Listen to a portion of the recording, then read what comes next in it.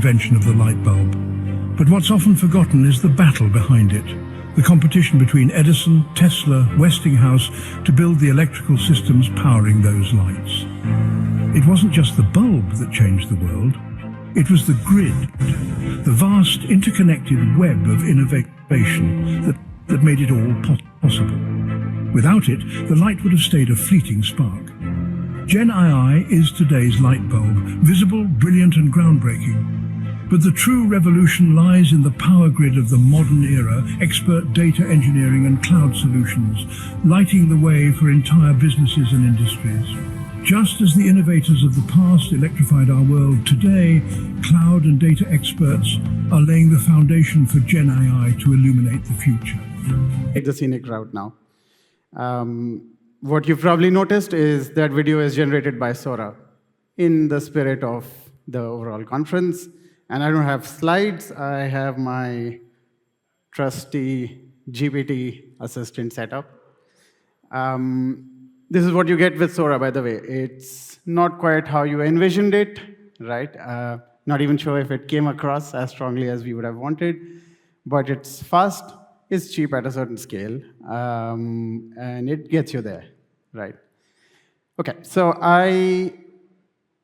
I'm Director of Technology, or Director of the Nerds at Status Neo. Status Neo is a quick intro, technology consulting global organization. We specifically focus on platform and product engineering. And we work with a large number of Fortune customers across various industries, airlines, healthcare, retail, and so on. Specifically in India, if you've taken a flight, you've probably in some way interacted with the system that we worked on. Cool. So GPT, what's next? OK, so the theme of the video, right,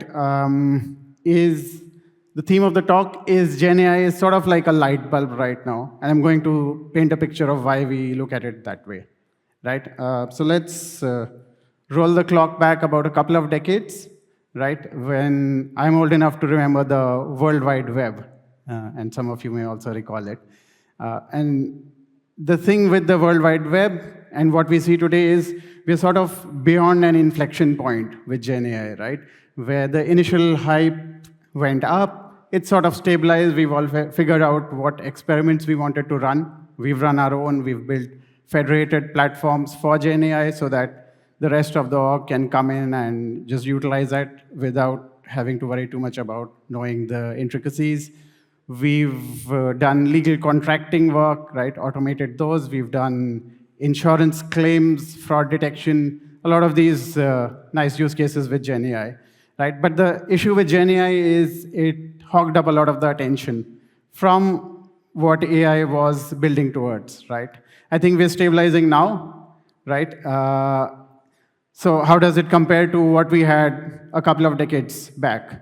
So the thing that happens is you reach this stage where the tech starts a feedback loop into the use cases, right? So initially when web came out, everybody jumped onto it.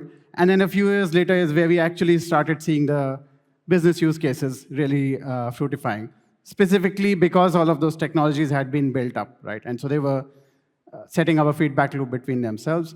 The next big one, if I speak about it, was probably mobility, right?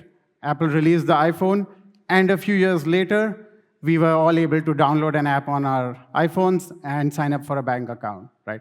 It takes a bit of time for the technology to start feeding the actual business transformation, right? So how is it like the video that we played? So cast your mind back 150 years, right? Edison becomes famous for being the inventor of the light bulb. He wasn't, but he did become famous for it. And then he and Westinghouse, right, with Tesla, get into this battle of who's going to win the current war, which is a movie I kind of like, right? And Edison's bulbs were superior, but Westinghouse had alternating current, right? And so the point of this talk is the underlying grid is really the point of it, right? Gen AI alone, we all agree, as a theme of this conference, is not enough. The underlying data and cloud computing infrastructure, that's really the key that we focus on. right? As we are helping GCCs set up, over the last couple of years, we've helped 7 GCCs set up all the way from infrastructure to, organizing the team topologies and so on, helping them with technology strategies. And you can find out more at a booth outside. It's right opposite the door. What we've realized is we are primarily focused on the underlying enabler. So I like to call it the AI power grid, right? The reason Westinghouse won the Chicago World's Fair bid against Edison was they had a better power grid, right? The light bulb was a spark, let's put it that way, right? It enabled the power distribution grids to be set up, and then it wasn't just about the light bulbs anymore. You could start putting in the other electrical-driven machinery, right? And that's what GenAI is going to do for us now, right? What's going to happen once I upgrade my iPhone and I get Apple Intelligence on it? What are the new kinds of apps that we'll be able to build, right? So GenAI is just the light bulb. It's illuminating the way. But really, the work that we're focusing on is the underlying cloud computing, the underlying data engineering. That's really important, right?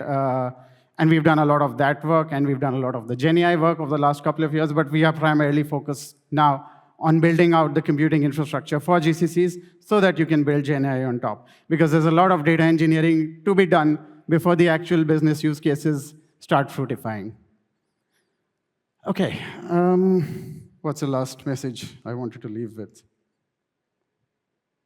Anyone have any questions, by the way? Just shoot up your hands. So I covered the history, I covered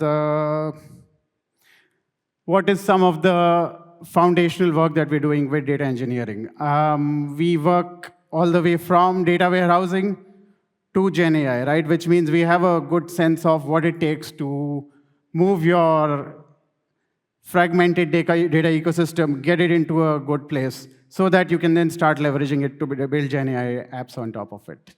So that's sort of our direction right now. Yeah, good to close ahead of time. I don't think I have anything else to say.